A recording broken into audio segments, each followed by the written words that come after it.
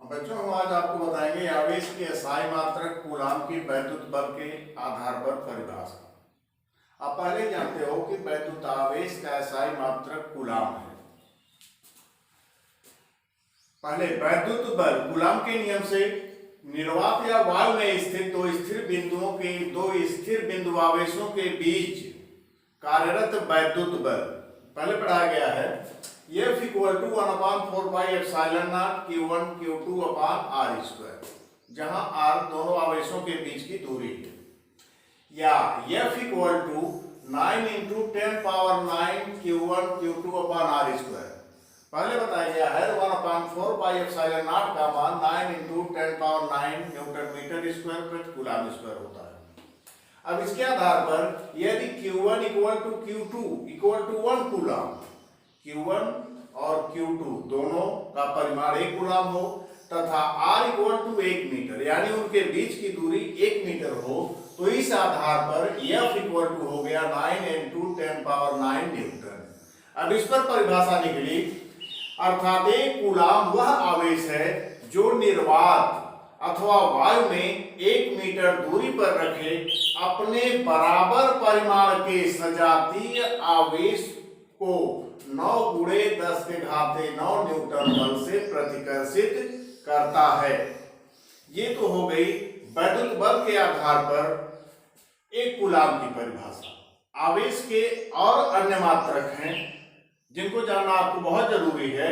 आवेश का अन्य मात्रक यानी आवेश का CGS पद्धति में मात्रक अस्थैत कूलाम है, जिसे फ्रैंकलिन भी कहते हैं। एक कूलाम में 3 × 10⁹ अस्थैत कूलाम अथवा फ्रैंकलिन होता है। वैद्युत चुंबकीय मात्रक यानी इलेक्ट्रोमैग्नेटिक यूनिट में का इसका मात्रक है।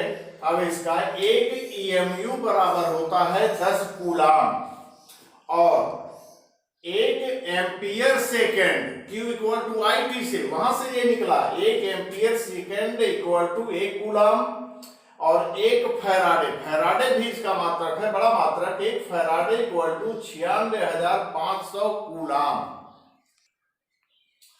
अब आप देखिए परावैद्युतांक अथवा आपेक्षिक वैद्युतशीलता। परावैद्युतांक को K से आपेक्षिक वैद्युतशीलता को ε r से प्रदर्शित करते हैं। किसी माध्यम का परावैद्युतांक वायु में कुछ दूरी पर स्थित दो स्थिर बिंदु आवेशों के बीच कार्यरत वैद्युत बल तथा उन्हीं आवेशों को उतनी ही दूरी पर उस माध्यम में रखने पर उनके बीच कार्यरत वैद्युत बल के अनुपात के बराबर होता है। कहने का मतलब हुआ, दो बिंदु आवेश अगर हैं Q1 और Q2, वो परस्पर r दूरी पर रखे गए हैं जिनके बीच का माध्यम वायु या निर्वात है, तो इनके बीच कार्यरत वैद्युत बल FA यानी A का मतलब यह वायु में कार्यरत इनके बीच वैद्युत बल जो हुआ 1/4πε0 Q1 Q2 अपान R।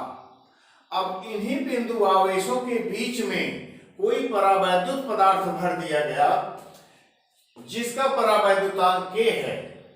उस स्थिति में इन दोनों बिंदु आवेशों के बीच कार्यरत वैद्युत बल Fm यानी मीडियम उसी माध्यम में रखने पर Fm इक्वल टू 1/4πε0 के Q1 Q2 अपान r², Q1 Q2 अपान r²।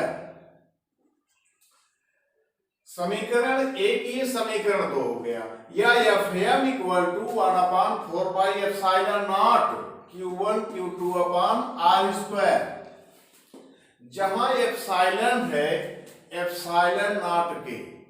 एप्सिलॉन जो लिखा गया ε0 के की जगह पर हमने एप्सिलॉन लिख दिया। अब ये समीकरण फर्स्ट हो गया वायु का और ये मीडियम का सेकंड हो गया।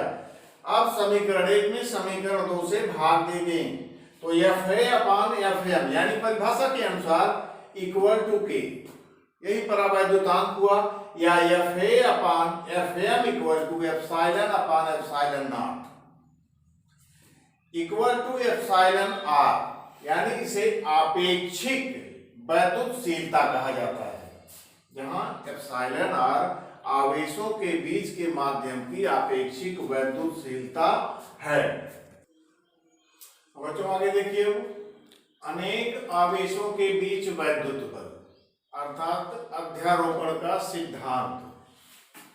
इस सिद्धांत के अनुसार यदि कोई निकाय अनेक आवेशों से मिलकर बना है तो उसमें से किसी एक आवेश पर कार्यरत परिणामी वैद्युत बल अन्य आवेशों द्वारा उस पर लगाए गए अलग अलग बलों के सदिश योग के बराबर होता है।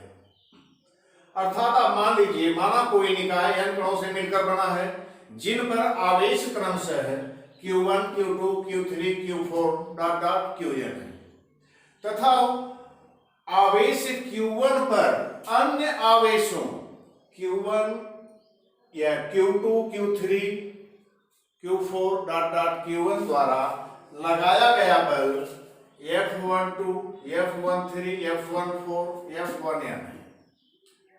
तो अध्यारोपण के सिद्धांत के अनुसार आवेश Q1 पर कार्यरत परिणामी बल जो होगा F1 equal to F12 plus F13 plus F14 plus F1n, यानी जो n कण होंगे उन सभी बलों का योगफल, सदिश योगफल होगा।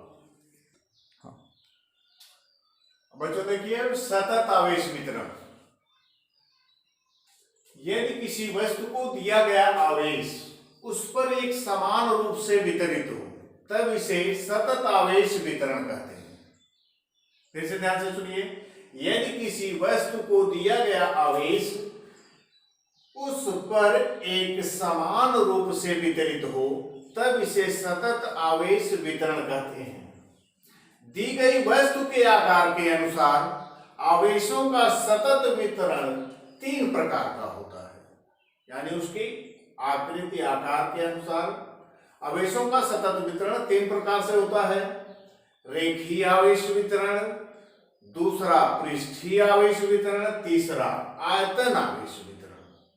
अब आप देखिए, रेखीय आवेश वितरण क्या होता है। रेखीय आवेश वितरण जब आवेश का वितरण किसी रेखा के अनुदिश हो तथा उस पर एक समान रूप से हो तो इसे रेखीय आवेश वितरण कहते हैं। यानी जब आवेश का वितरण किसी रेखा के अनुदिश एक समान रूप से होता है तो इसे रेखीय आवेश वितरण कहते हैं। रेखीय आवेश घनत्व। रेखीय आवेश घनत्व रेखीय आवेश वितरण की प्रति एकांक लंबाई पर आवेश की मात्रा को रेखीय आवेश घनत्व कहते हैं। रेखीय आवेश घनत्व को लैम्डा से प्रदर्शित करते हैं।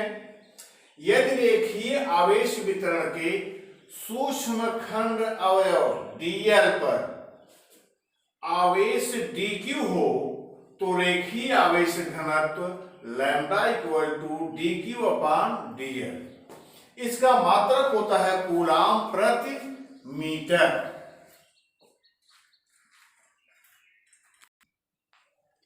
नंबर 2, पृष्ठीय आवेश वितरण। जब आवेश किसी पृष्ठ पर एक समान रूप से वितरित होता है तो इसे पृष्ठीय आवेश वितरण कहते हैं। पृष्ठीय आवेश घनत्व पृष्ठीय आवेश वितरण के प्रति एकांक क्षेत्रफल पर आवेश की मात्रा को पृष्ठीय आवेश घनत्व कहते हैं।